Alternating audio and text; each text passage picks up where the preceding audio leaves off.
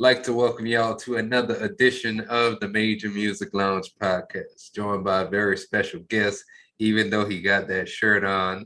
Uh, he's been a mentor of mine, before the Major Music Lounge. Um, Most of you know me from Icebreaker Radio doing the Producer's Corner. We ran that show for about 8 years or so. And I wanted to bring Chozen on because we did a show actually when I first started the Major Music Lounge podcast with the whole group. And I just wanted to bring him on for, one-on-one chat for a little bit to talk about some of those Icebreaker Radio origins and, how me and him linked up initially and more. So without much further ado, Chozen, what's good, my brother? Hey, what's up with it now? What's up with it, D-Dot? What's up with it, peoples? Oh man, just first and foremost, pleasure to have you on. Like I said, man, just giving you your flowers, man.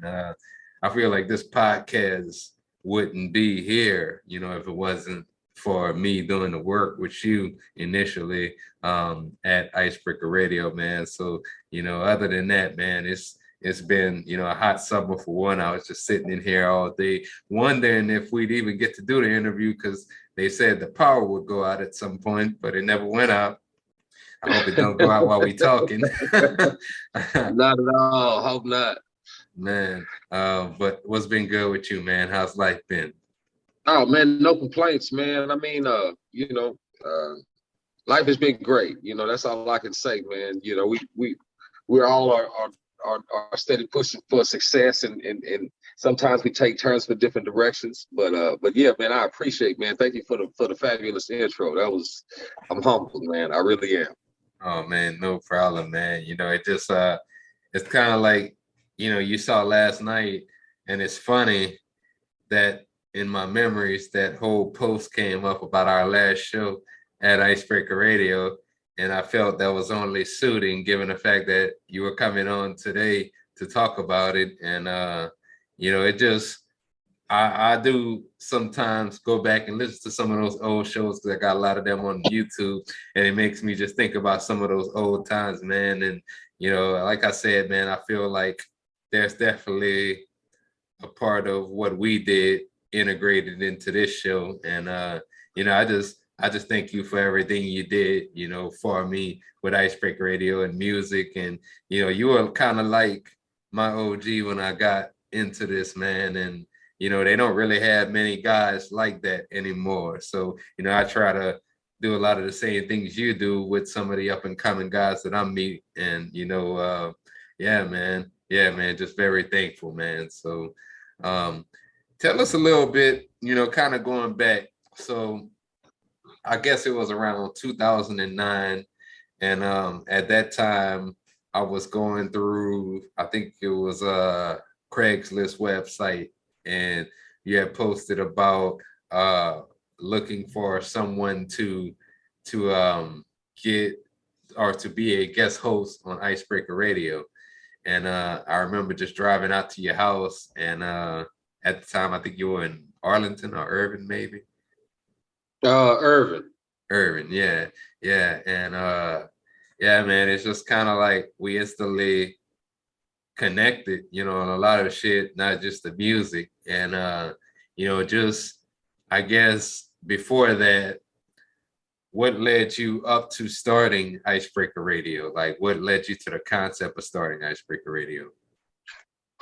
Actually, man, that's interesting that you remembered that. I did not even remember that. I knew we had met online, but I didn't remember specifically through if it was Twitter or not or what have you the case may be. But that's just a sidebar. But to answer your question, I read this book.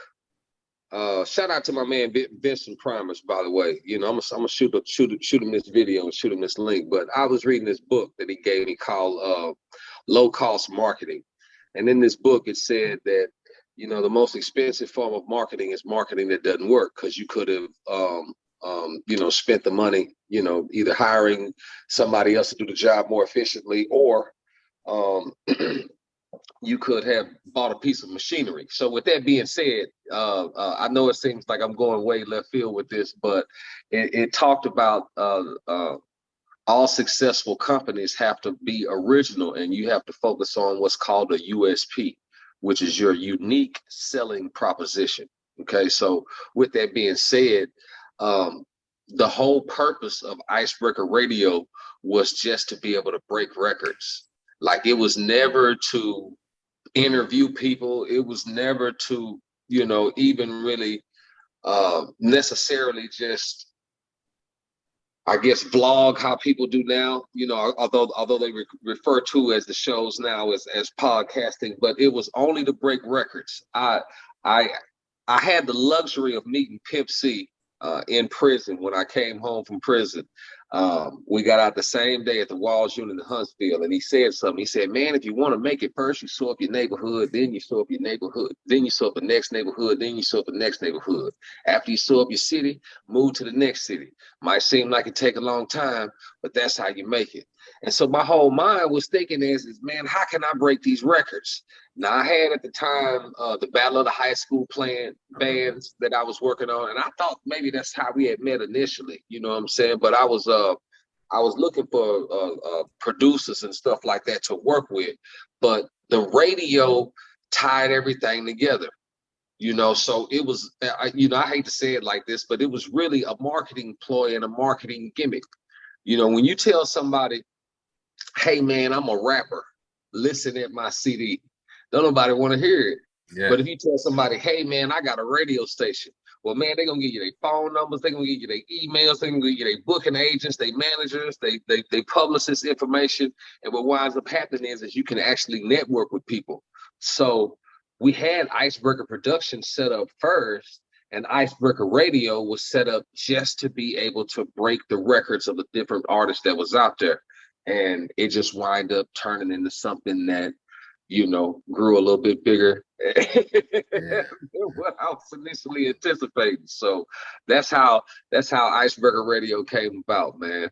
I mean, and it started with something small, not to babble, but at the time, like, I was so gung-ho with the marketing, man. I went and I had this website set up through Ning, and Ning had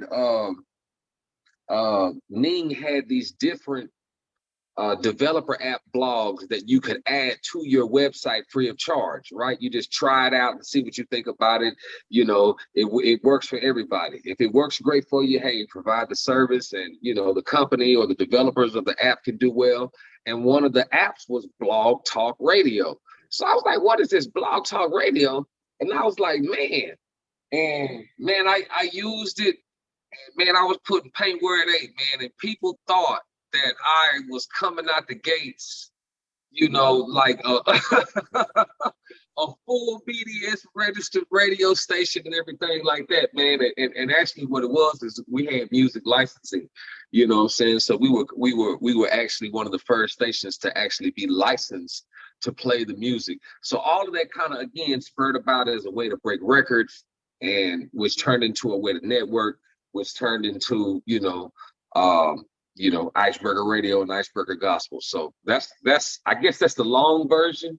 Yeah. But truthfully speaking, I just didn't say, let me start a radio station. I was just literally twiddling around. I said, I could say I got a radio station. Well, let me just use this, and we gonna come on. And what I didn't want to do is, and this is what made me do the Icebreaker Radio show, which was the beginning of Icebreaker Radio. I said, man, we can't just come on and just strictly play songs.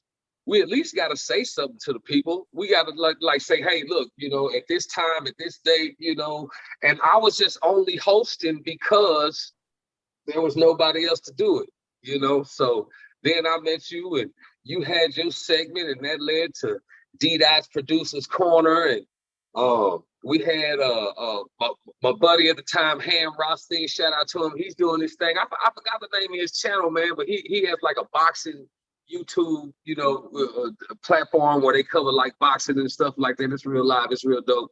You know what I'm saying? But in any case, he had the sports, and then I think I was covering like current events or something. Yeah. And it turned into we filled up a 2-hour block, Blog Talk Radio. At first, you had a free 30-minute segment, and that wasn't enough. And people start flooding the email. Man, let me come on, man. I want to do an interview with you. Interview me. And people start calling like, man, you ain't got no packages for sale, man. What's wrong with you? You're a radio station. I was like, what, man? Hold on. I was just trying to break a record. And so I kept doing all of the stuff that people would say, man, you ain't doing this, man. You ain't doing that, man. You ain't doing this. And before you know it, we was off of Blog Talk Radio, fully licensed and streamed. Man, I talk about, man, we just flew by the seat of our pants and literally just created that machine, man. So that's the story in a nutshell. Yeah, man. Cause I guess the part for me, like, what was cool was I saw it kind of from the passenger seat just evolve from, like I remember we had the 1 hour where you discussed current events, things that were going on in the music industry. Then we had the sports segment that was on the show as well. It used to go down on there, by the way, because of that shirt you wearing, and we used to argue all the time. I still wish we had some of those clips, by the way.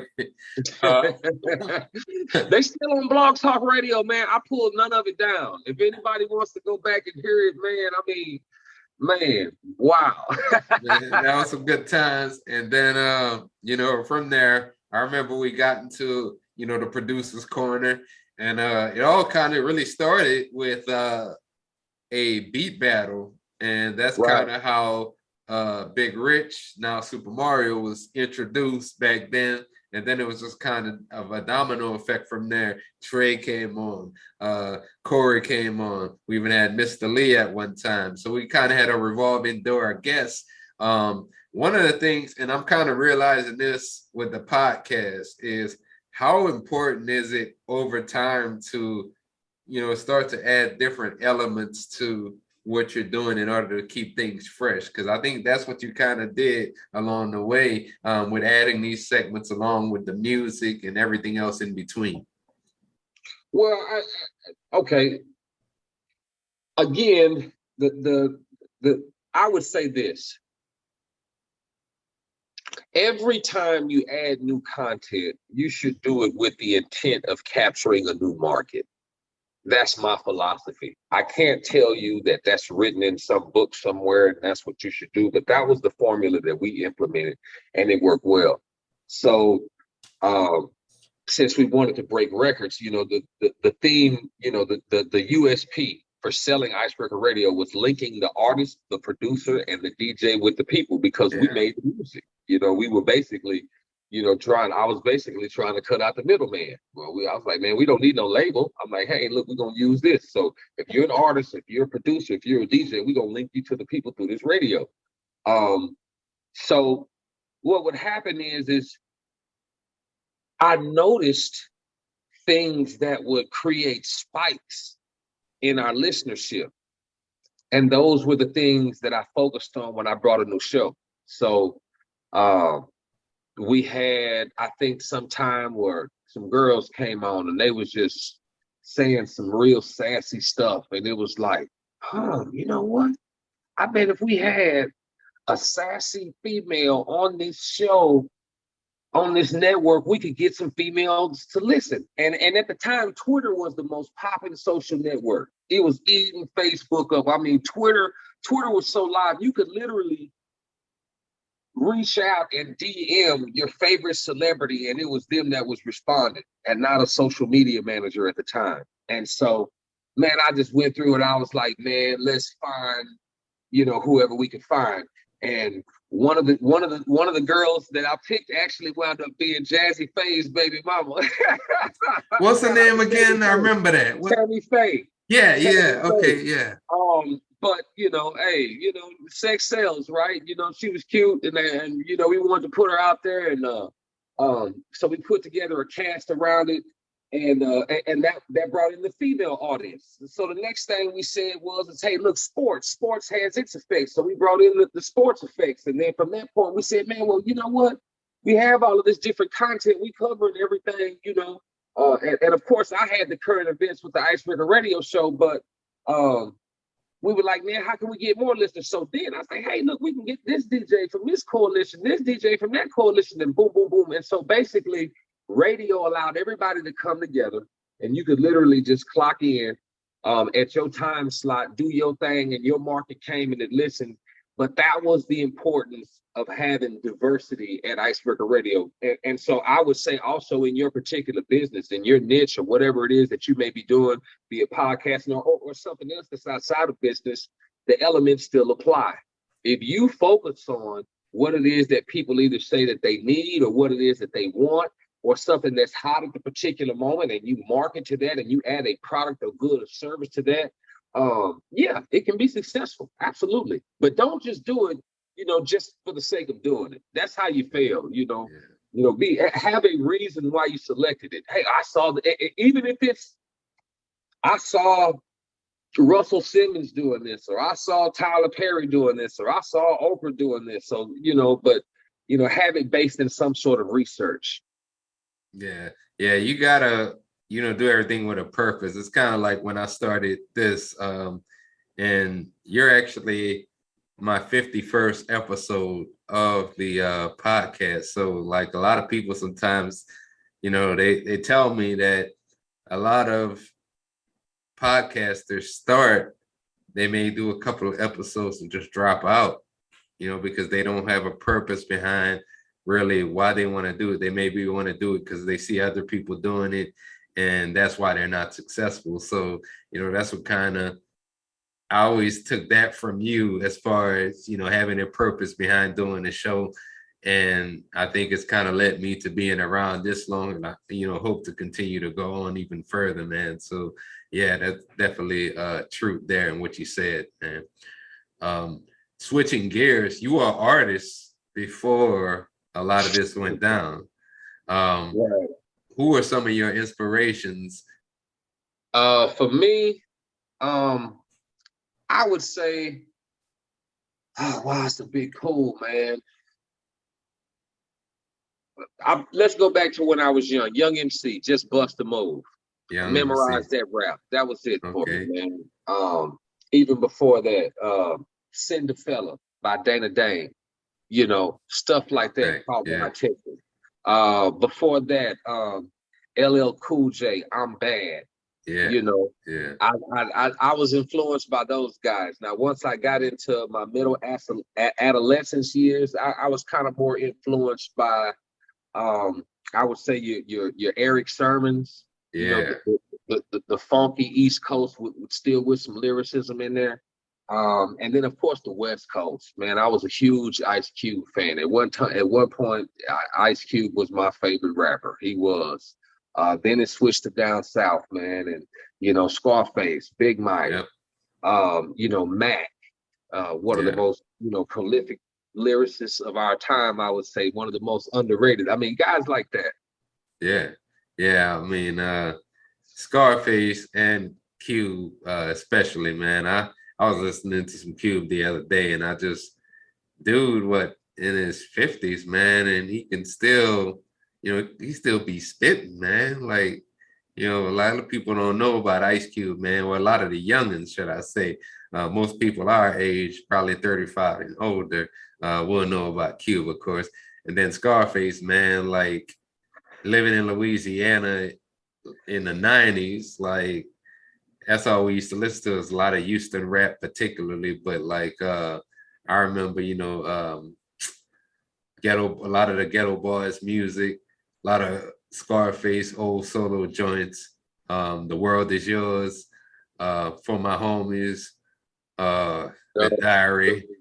I can go on and on with Scarface and his catalog, man. And he's meant a lot to the South. So, he's one of my influences as well. And I kind of also like how he never really stayed like just local. Scarface like would do records with cats from New York, do records with cats from the West Coast and everywhere. I think he did some music with Cube, in fact, as well. Yes. Yeah, so I totally agree with you on that. Now, what I also wanted to ask you, when we were doing, the game has changed basically from when we used to do it to now. like what is a message that you would have maybe for someone up and coming, whether they want to be a part of a podcast or radio show, or whether they want to be an artist or a producer, if they just want to get involved with music somehow? Well, man, first throw away all the little 5-minute clips that you hear on MTV and BET and YouTube and all this other stuff that goes on from your favorite artists. They can't tell you in 30 seconds to 5 minutes how to make it. So throw all that away. The second thing is decide if you're doing it for a business or decide if you're doing it for the love. You will never make money in this game if you don't approach it from that way from the start. And if you're doing it for the love, then don't expect to make no money. You know, so those things are the basis and the ground of which direction you're gonna go in. You can't be all over the place. Yeah. If you make the decision that you're gonna do it for the love, it's gonna cost you some money. You're gonna jam, you're gonna make the music that you like to yourself. You know, you go, get the opportunities that you get, but you won't really make the money. If you wanna make the money, then come in from that mindset from the beginning. You know, everybody has somebody that they look up to. Everybody has somebody that they're gonna pattern themselves behind. But trust me, they're not giving you the blueprint in mainstream media on how to make it in the music game. If it was that simple, everybody would do it. Everybody would make it. You know, the reason why I didn't make it is because I didn't understand the business. I went off of what was put out there. You know, you read a couple books, you think you know, you read this and you think you know, but at the end of the day, we didn't come in with the philosophy of making money. We came in with a combination of making money and doing it for the love. And so that's my best advice to get started, man. I mean, I could really talk for days and days about it, but ultimately, and then in conclusion, I would say this: when it comes to music, you have to keep something in mind. It is your job to entertain people. You can't get mad at nobody because you're not entertaining them. When you get up and you see a comedian on stage and he's not funny and you don't laugh, that comedian just keeps going. Yeah. You know, and that's what you guys have to do. Learn to recognize the sound that you create that people can appreciate and focus on making that music instead of trying to sound like somebody else. Because if you don't have the studios, if you don't have the producers, if you don't have the songwriters, and you don't have their voice, you're not going to be them. Yeah. You know, and so those things I think will prevent you from going insane in this business, and those things I think will help you to learn if this is for you or not. Yeah, and it kind of sounds like well, it's two parts. One, you always, it's almost kind of like our show used to be. Like, we had music marketing, we had pro audio, and we had audio engineering. We had all those different aspects of the show. And you always kind of preach learning that business side of things to us. And that's another thing I still use till this day. And the other thing I wanted to say, in regards to what you said was, a lot of artists, that's exactly what they do. They turn on BET, they turn on MTV, and they gauge themselves against artists that's on one of those platforms, or they may see somebody that's independent online that's doing really good for themselves, and they gauge themselves against that person instead of really like trying to figure it out for themselves. Hey, what am I doing wrong? How do I navigate through this music industry? And they end up looking 5, 10, 15 years down the line, and they have made little to no progress. So I think, and that's kind of one of the things, like, I'm not saying necessarily that I did that, but like, I noticed probably around 2017, I changed my whole vibe, like things that I wrote about production. I think I found my identity around that time. And, before I was just kind of experimenting and seeing what stuck to the wall.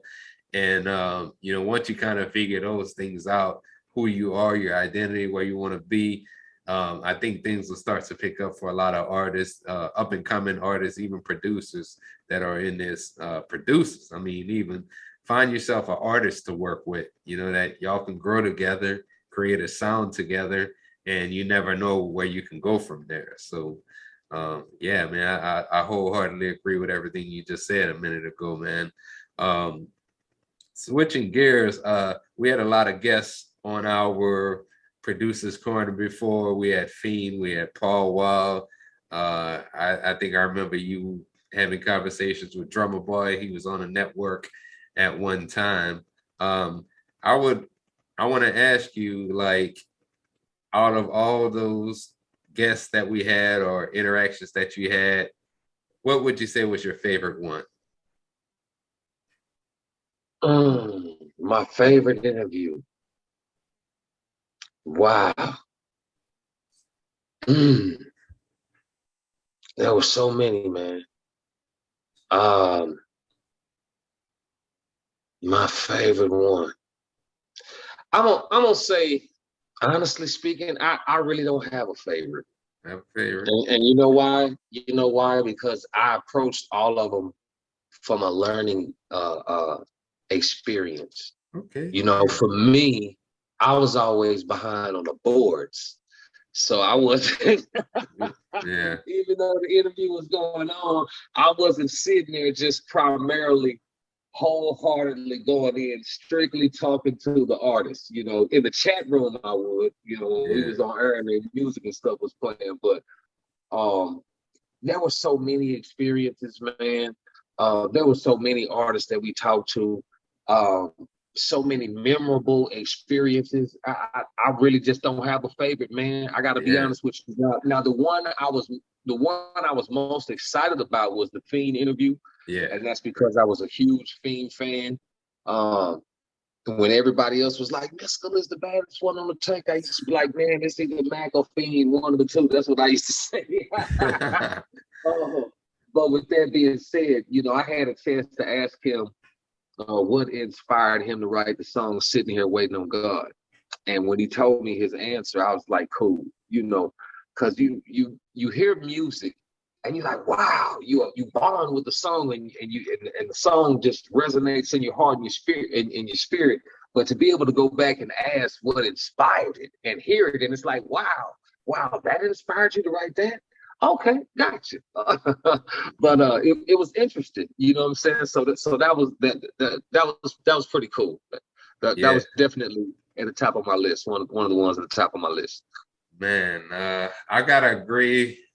You know, for me, it's a tie between that one and Paul Wall, actually. You know, I at that point in time, I was relatively still, I would consider myself still at that point in time new to doing interviews and just interacting with a lot of people that were in the industry that, you know, were well-known artists in the industry. And like Paul Wall, I remember him coming on talking about a lot of the things that he was doing in the community down in Houston, and then Fiend just talking about some of his old No Limit days up until, like, at that time he was on Jet Life, I believe.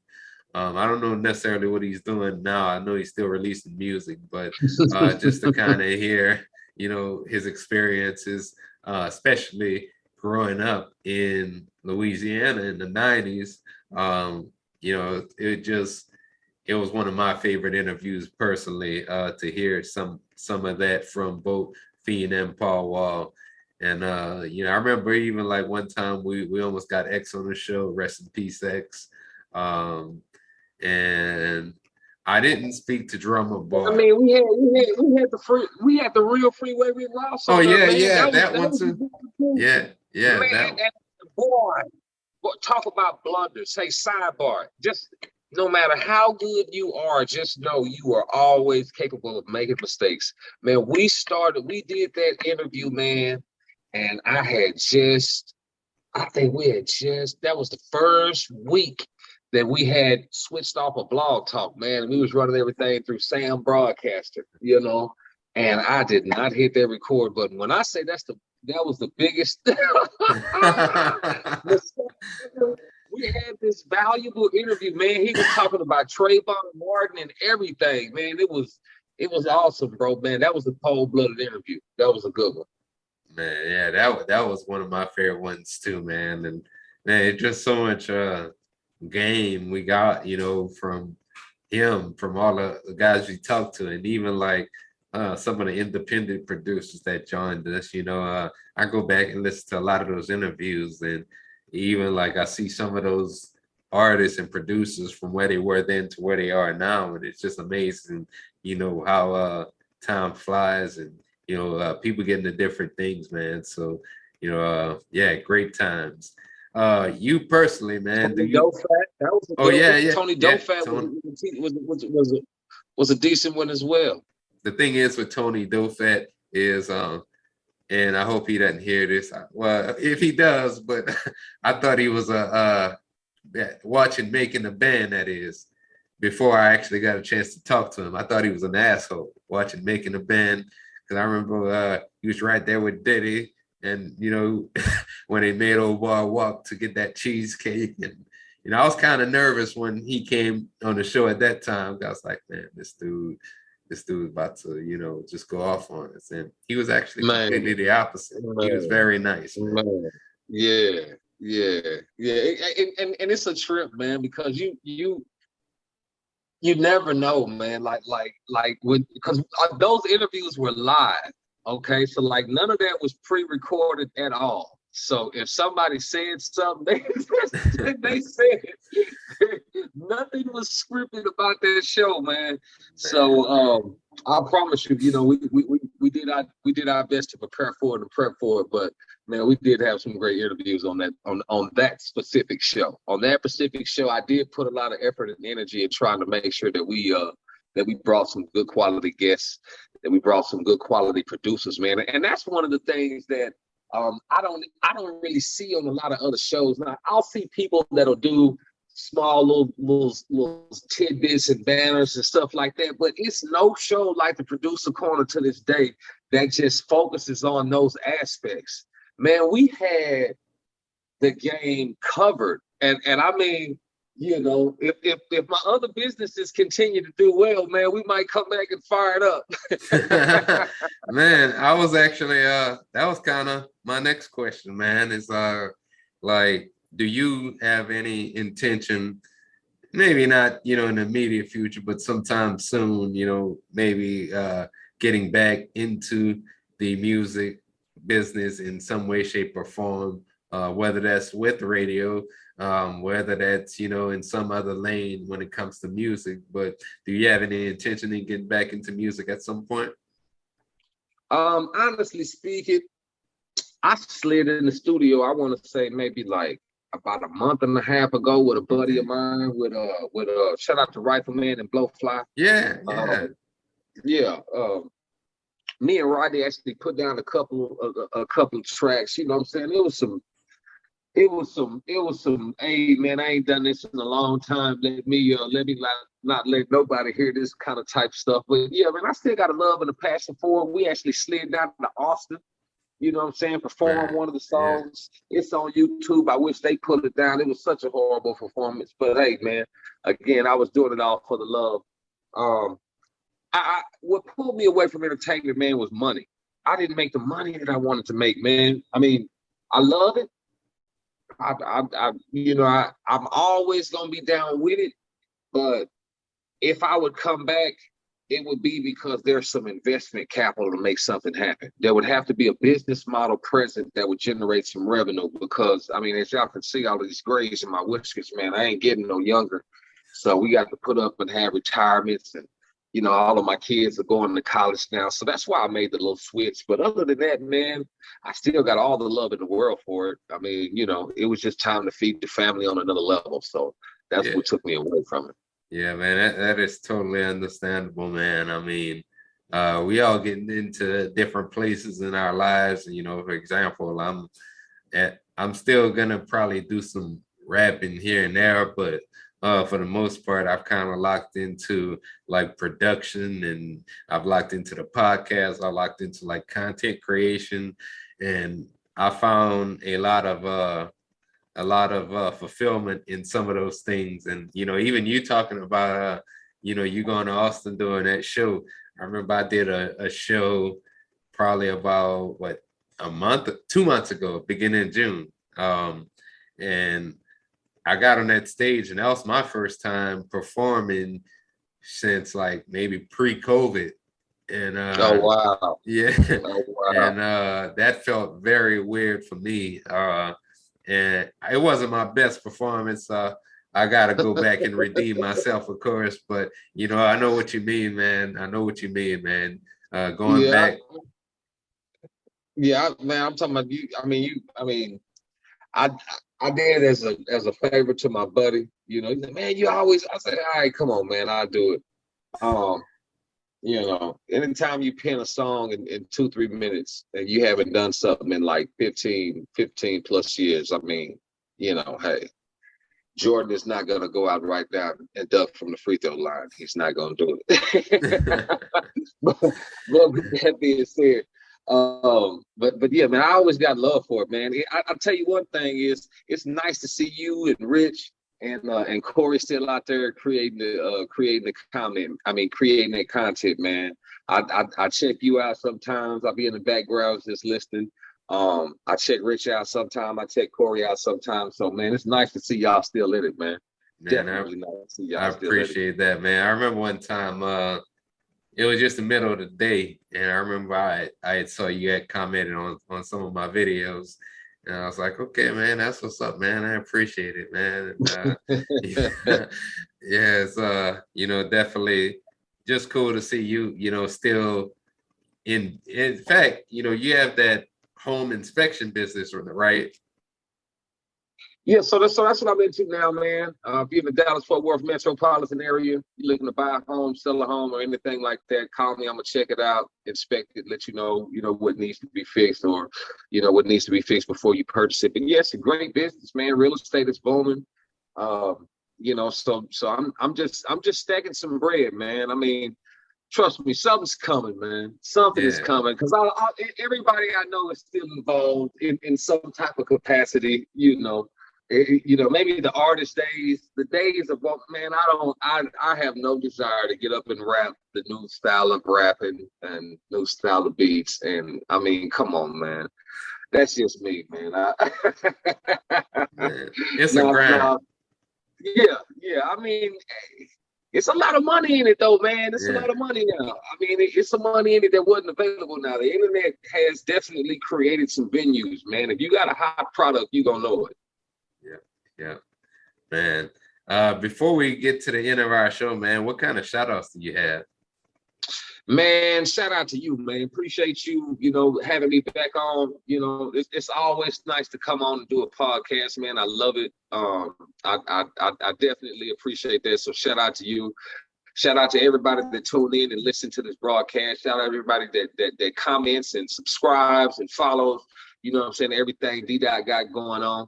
Shout out to the whole cast of the Producers Corner. Shout out to everybody that participated in Icebreaker Radio, even if it didn't quite go the way it should have gone. But in remembrance, though, what I would like to say is man, RIP to that boy CC Cowan, man. He passed away of COVID when COVID popped off. And man, the dude was a great talent on the network. So RIP to him. Man, yeah, that ain't no joke, man. I've had COVID twice. Knock on wood, it wasn't severe. What? Yeah, in fact, that show I did, I was probably sick on that stage that day because the day after that, I tested positive. Oh, wow. Man, but yeah, I caught it last year over the summer, and again this year over the summer. So it's like, man. Wow. Man, I hate to hear that, man. Wow, I'm glad you're still here with us. That's the most important thing. Thank you, I've been blessed thus far. I haven't contracted it, but wow, man. Oof. Man, I know it's not easy, my brother. Yeah. The first time was worse. The second time, it was I was tired, but you know, I was a little bit better off the second time around, man. But yeah, take care of yourselves out there, man, because that ain't no joke, man. It is getting bad again. So you know, you just never know if this shit will blow up again, man. Yeah, absolutely, man. Absolutely, man. Man, where can our listeners follow you at on your social platforms? Well, honestly speaking, um, I would say this, if you want to go back and check out any of the old archive records, all you got to do is Google Icebreaker Radio. The website is still up, and I keep it up only for one reason, because people keep trying to buy it from me, and they keep trying to steal my domain name or what have you. So I just got some little skeleton up. It is not operational, but if you go to hulkshare.com/Icebreaker Radio. I mean, you'll pull up all the archive D-Dot Producers Corner. You'll pull up all the Icebreaker Radio shows, all the Pretty Girl Rocks, all the DJs and everybody that has stuff on there. Go ahead and check. I mean, it's some great stuff, man. And then other than that, hey man, if you're looking at me for some real estate business, get at me. SkylightHomeInspections.com. Yeah, SkylightHomeInspections.com. I might have to look you up, man. You know, me and a lady looking at a house. So, you know, we'll see what's good, man. I got you. Where you at now? Where you at now? I'm actually in DeSoto, man. I'm down here, man. Me and my son down here. We getting it in here in this room over there. I hope his music ain't been bleeding over into the it's cool, man. Definitely, gotta pull up sooner or later, man. Just catch up, man, because it's been far too long. It's been way too long, man. Man, let's come have some of this Julio, man. I'm a margarita man. We'll come have some margaritas on me, man. We'll go out and have a great time. Yeah, we'll talk about it, man. We'll definitely talk about it. For our listeners, you could actually follow me on Instagram at d._major music. Same thing on TikTok and Twitter. New episodes of the Major Music Lounge drop every Friday here on YouTube, as well as on all podcast platforms. So check out new episodes of the Major Music Lounge podcast. And, it was definitely a pleasure to be joined by Chozen and chat with him for a minute. Forgive me for this, man, but it's such a special occasion, man. This is your show. This is your platform, but I forgot one special shout out. Please forgive me, man. Oh, go right ahead. Shout out to the Dallas Cowboys. Oh, man. Shout out to the Dallas Cowboys. Yeah. It's all about that nation. My boy. One of the things, man, at the end of every show, he used to do this. Go Cowboys at the end of every show. And I do miss that. I do miss that because he used to get everybody laughing on the show and stuff. And Trey had like the Packers, Rich had like the Saints. I'm with the Raiders, man. So we would all get into it on the show, man. And I don't know, man. Maybe we need to one day talk about some sports or something one day, man. We'll get it together, man. Let's get it. Man. It's been a pleasure, having you on the show. And, like I said at the beginning, man, I wanted to give you your flowers because, you meant a lot to what I do currently. And, God bless you, man. And, if there's anything in this, in life, whatever it is, in music, life, whatever, hit me up, man. You family, bro. So, I mean that, man. So, Right on, my brother. Right on. Same here, man. Just call me. I'm there, man. Man, that's what's hot, man. This has been another edition of the Major Music Lounge podcast. It's your boy D. Dot along with Chozen, and I'm out.